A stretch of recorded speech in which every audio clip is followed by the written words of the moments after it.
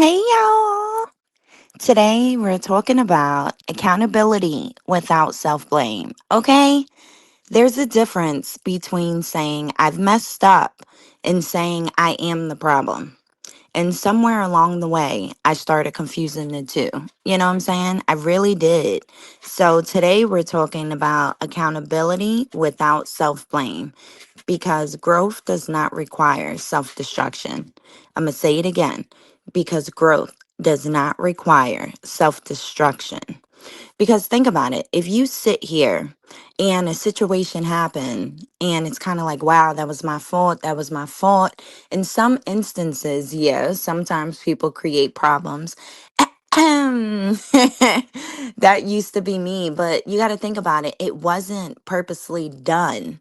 Sometimes, your mind can take over and sit here and create problems that don't even exist, or you probably see it not working out anyway. So it's like, well, let me destroy it before you let me know that it's been destroyed, or you're going to blame it on me. So I'll just take the fall for it.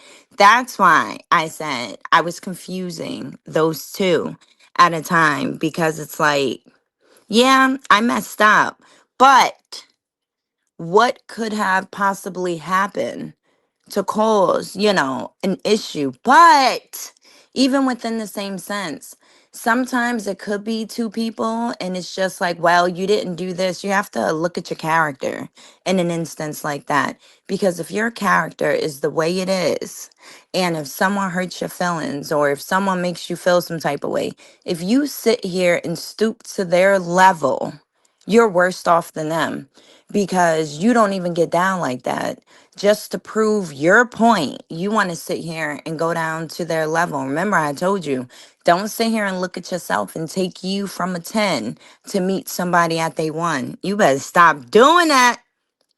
Now, the insecurity loop. They became distant. I felt insecure. I questioned. They felt accused. They pulled back more. I questioned harder. See, that's the thing right there. Nobody wants to sit here and say, you know what? I'm insecure about this.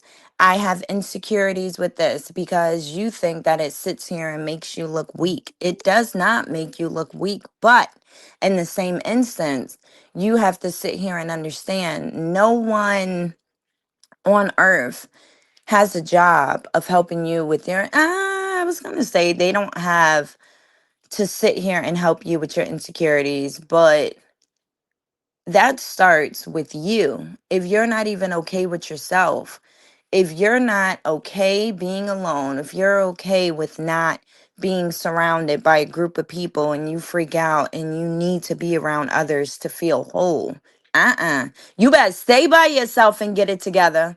Because if that is your comfort, what if everyone leaves? You're setting yourself up for destruction. That is not good for nobody, okay? Learn to be okay by yourself. So when you get surrounded around your group of people or your person, and things don't work out and they just out, you don't want to put yourself in a situation like, wow, now I'm really lost. I should have never gotten into this. No, you could have, but you should have took the time out to know you, to understand, I'm okay with me even when everyone leaves. And a lot of people say that and then they be at home not okay. They be trying, but think about it. Sometimes we don't start problems. We react to the disconnect in unhealthy ways. Exactly what I just said. Sometimes when situations happen and a person can sit here and make you feel like, you know what, you doing too much, you doing all this and that. And maybe in the midst of them saying whatever they have to say, it was a trigger point for you. And if it was a trigger, and that is like so dangerous, because everyone has a different reaction when their triggers are pulled. You know what I'm saying? So I like to look at it like I'm not really trying to start problems. I've just been dealing with it in unhealthy ways. But even with that, no one is obligated to sit here and be with you until you figure it out. At some point, it's that accountability, man. You have to be able to sit here and be like, you know what? I sat here and I created a problem that was nothing. I turned a nothing into something. Okay. And I'm sorry about that. But how many times are you going to keep sitting here saying, I'm sorry, and still doing the same things?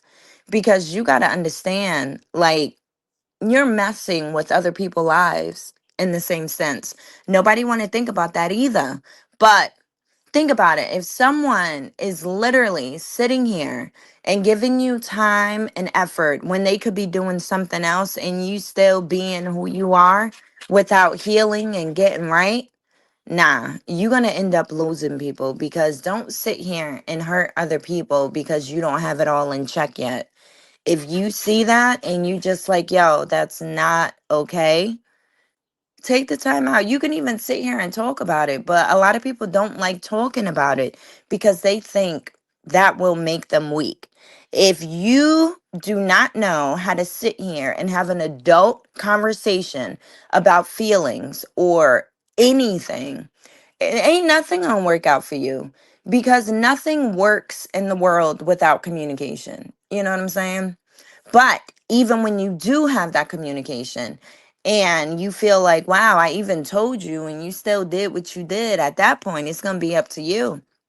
That's why I'm saying stop sitting here and, having them little crazy moments and then apologizing and being mad because it wasn't accepted. No one is obligated to accept anything. So it's time to get right with you before you venture out, you know? That's when you come down to the point when it's time to own it. Did I always approach calmly? No. Did my fears sometimes come out as interrogation? Absolutely. Would I handle it differently now? Of course, watch me. That's the point that we all need to be at. Like, look, I'm not saying that I didn't have a past. I'm not saying what happened didn't happen. I'm not doing that, but I'm telling you where I am in my life now, it'll never happen again. If you don't believe me, just take a seat and watch me be different. Watch me be the version that I should have been all along. But even with that being said, I really do appreciate, like I always tell ya, I really do appreciate the failures. I really do appreciate the relapsing. So you can sit here and look and be like, wow, I thought I grew from that. But when you see little trigger points getting hit and it just brings you back there, if ain't nobody gonna tell you, I'm gonna tell you, you ain't ready, because that boils down to your character. If you're able to sit here and allow a person to be who they are and do what they do, and you do not want to steep down to their level, you're growing, Your feelings are probably hurt, but it's just like, look, if this is how things are going to be when we're around each other, when we're together, or every time I hang out with y'all and I have to feel like this, I can't do this anymore, because if you're making me feel alone, at this point, I might as well be alone, you know? And mind you, I'm talking about everything. Like I always tell y'all, it could be a person, it could be a partner, it could be friends, it could be family. It is what it is. If you make somebody feel alone, what is the purpose of you being there? You're not gonna sit here and hit all the trigger points that I sit here and tell you about, and then you apologize.